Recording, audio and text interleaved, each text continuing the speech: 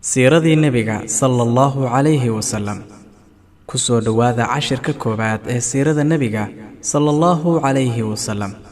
sida la wada ogsoon yahay nasabka rasuulka sallallahu calayhi wasallam ama abtirsanyihiisu wuxuu galaa nebiyullaahi ismaaciil oo uu dhalay nebi ibraahim.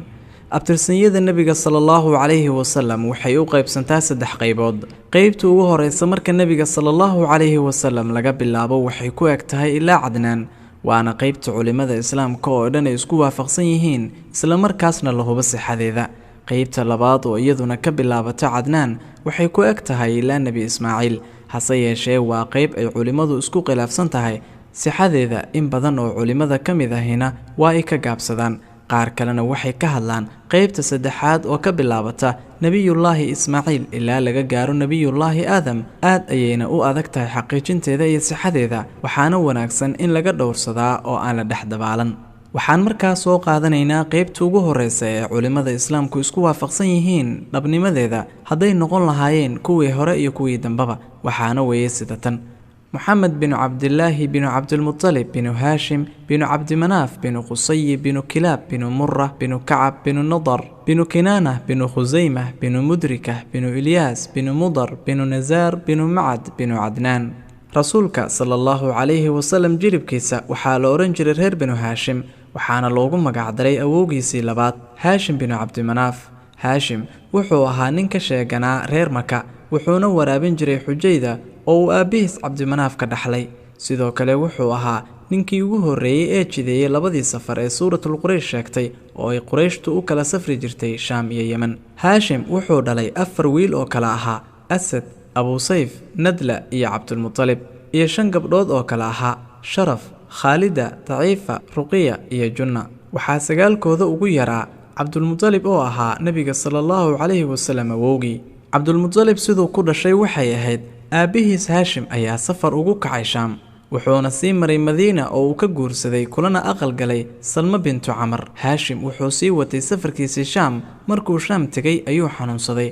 muddo dabadeedna wuxuu ku geeriyooday magaalo la yidhaahdo qusa oo falastiin ku taalla. salma oo uur lahayd markuu haashim tegay waxay dhashay wiil ay u bixisay shayba. haashim markuu dhintay waxaa mas-uuliyaddii waraabinta xujayda qaaday walaalkiis mudalib markuu hawshaas muddo hayay ayuu madiine aaday si uu u soo wado wiilka uu walaalkiis haashim ka tegay ee loogu magacdaray shayba. markuu madiine yimid ayuu salmo ka codsaday inay wiilka ku darto, hase yeeshee way diiday. markaasuu ku yidhi, waxaan u dhiibayaa hawshii aabbihiis iyo xaramkii alle. sidaa ayayna ugu dartay. mudalib markii uu maka ku soo noqday isagoo wiilkii uu adeerka u ahaa wada ayaa waxaa arkay dadkii maka joogay, markaasay wiilkii u maleeyeen addoon uu mudalib soo iibsaday. sidaa darteed ayay wiilkii ku dhaheen cabdulmutalib oo micnaheedu tahay addoonkii mudalib. markaasuu mudalib ku yidhi, war hooggiinee waa wiilkii walaalkay haashim. sidaas ayaa wiilkii shayba ahaa kula baxay neenastaas cabdulmutalib. cabdulmutalib wuxuu dhalay 10 wiil iyo 6 gabdhood, waxaana 10ka wiil la kala odhan jiray xaarith, zubayr, abutaalib, cabdulaahi, safar, cabbaas, xamsa, abulahab, qaydaaq iyo muqawim. 6 gabdhoodna waxay kala ahaayeen safiya, arwa, umu xakiim, baraa, caatika iyo umayma. cabdulmutalib wuxuu noqday nin cajiiba oo quraysh oo dhan ka tilmaaman. wuxuu noqday odagii quraysheed. sida la ogsoon yahayna wuxuu leeyahay qisooyin caana oo kala duwan, halkaana aynan ku soo wada koobi karin. waxaana ka mid ahaa duulaankii abraha iyo qodadii zamsamka, kuwaas oo isaga iyo qurayshba ilaahay ugu gargaaray. duulaankii abraha uu ku soo qaaday kacbada.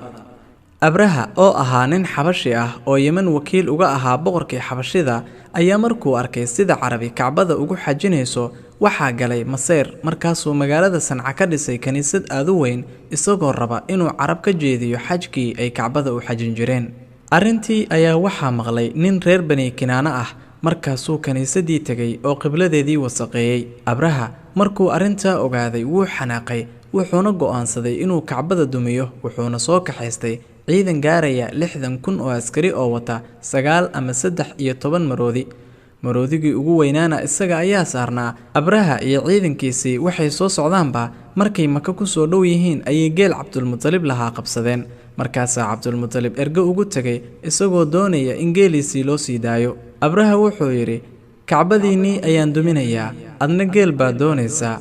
cabdulmutalib wuxuu ugu jawaabay geela anigaa leh kacbadana rabbi baa leh isagaa kaa difaacanaya wuxuu markaa abraha yidhi haddii aydan ila dagaalamaynin maka isaga baxa qurayshna sidii ayay yeeshay geeliina waa loo sii daayay cabdulmutalib kadib markuu abraha soo gaaray toga xasar ee musdalifa iyo mina u dhaxeeya ayaa maroodigii istaagay oo diiday inuu u dhaqaaqo dhinacii kacbada marka dhinaca kale loo jeediyeyna wuu ordayay xaaladdu markay muddo sidaa ahayd ayaa ilaahay subxaanahu watacaala markii dambe u soo diray shimbiro mid welibaa wado 3 dhagax oo ay ku kala wado afka iyo labada lugood ninkii dhagaxaas ku dhacana wuu gogo'ayay oo wuu dhimanayay dhagaxaantii dadkii dhammaantood kuma wada dhicine ee waxay ku dhacday intii rabbi u qadaray intii kalena way carareen iyagoo isjeeraya ninkii abraha ahaa isagoo naf xumi ku jirto ayuu tagay Sanca oo uu ku baqtiyay quraysh oo markii ciidanku yimid buuraha ku kala carartay markii abraha iyo ciidankiisii waxa qabsaday arkeen ayay guryahoodii ku soo laabteen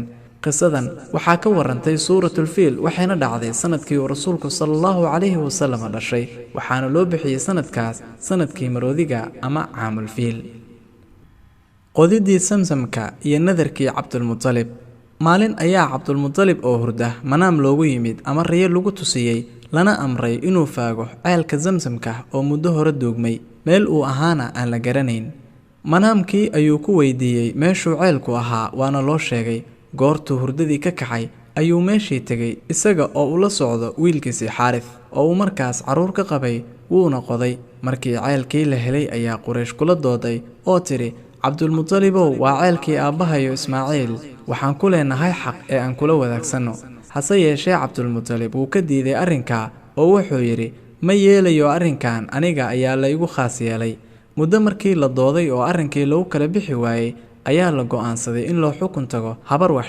sheegta habartii ayaa la wada aaday goortii meel cidla ah oo dhexe la marayo ayaa cabdulmutalib iyo nimankii jufadiisa ahaa ee reer cabdimanaaf biyihii ka go'een markaasay raggii kale ee Quraysh ee la socday weydiisteen hase ahaatee way u diideen iyagoo ka baqaya in ay dhammaantood oon u wada dhintaan cabdulmutalib markuu arkay xaaladdu meeshay marayso iyo inay halis ku jiraan meesha ay marayaanna ay tahay saxare wax ka dhowna uusan jirin ayuu ku yidhi raggii jufadiisa ahaa nin walba qabrigiisa ha qoto hana dul fariisto hadba kii dhintana waan aasaynaa sidii ayay yeeleen laakiin markii ay muddo joogeen ayaa cabdulmutalib yidhi ma wanaagsana inaan meesha iska fadhino ee aan soconno markuu hashiisii fuulay oo dhaqaaqday ayaa biyo ka soo burqadeen meeshay lugta ka qaaday biyihii ayuu cabay dhammaan raggii Quraysh ee la socdayna wuu ugu yeeray markay kulligood cabeen weelashiina ay ka buuxsadeen ayay cabdulmutalib ku yiraahdeen ilaah baan ku dhaaranay arrinkii waa lagu xukumay dib dambana zamsamka kugula doodi mayno ilaahii meeshan saxaraha ah biyaha ka siiyay ayaa zamsamkana ku siiyay ee u noqo waraabintaadii waxba habar u tagi mayne markaas ayuu cabdulmutalib wuxuu ku nadray in haddii ilaahay 10 wiil siiyo oo ay wada hana qaadaan uu midkood kacbada agteeda dartii ugu gowraco halkaas ayaa markaasi dib looga soo laabtay meeshii markii hore loo socday cabdulmutalib markii ilaahay 10kii wiil siiyay oo ay wada hana qaadeen ayuu isugu yeeray oo u sheegay nadarkiisii markay ku wada raali noqdeenna sanamkii Huda ahaa ayuu ageeyay una qori tuuray 10koodii markaasaa waxaa soo baxay qorigii Cabdullaahi oo ahaa wiilkii uu caruurtiisa ugu jeclaa cabdulmutalib midi ayuu soo qaatay wiilkiisina gacanta ayuu soo qabsaday oo kacbada dhinaceeda la aaday si uu u gowraco hase yeeshee Quraysh ayaa wiilkii ku dhagtay oo u diiday inuu gowraco siiba abtiyaashiis reer Bani Maqsum cabdulmutalib wuxuu yidhi sidee baan nadarkaygii yeelayaa markaasay kula taliyeen inuu aado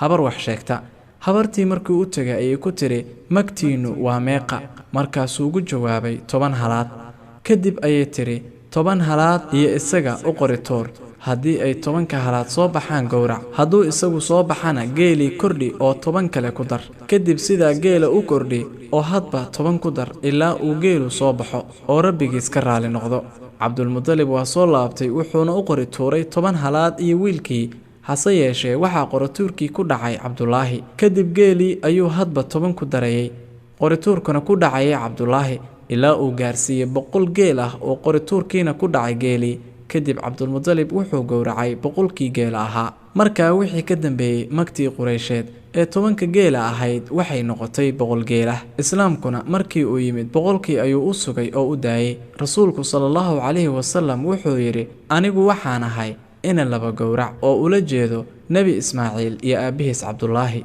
Cabdullaahi oo sidan soo sheegnaba ahaa nebiga aabihii, waxaa hooyadiis la oran jiray Faatuma bintu Caa'id bintu Cimraan binu Maqsuum. Cabdullaahi wuxuu guursaday Aamino bintu Wahab binu Cabdimanaaf binu Zuhrah binu Kilaab, waxayna isku dhisteen magaalada Maka. Muddo yar kadibna Aamino oo uur leh ayaa Cabdullaahi arrin u baxay oo aaday Madiina, halkaas oo uu ku geeriyooday. da'diisuna markaa waxay ahayd 25 sano. la soco qaybta xigta iyo siirada nebiga sallallahu calayhi wasallam.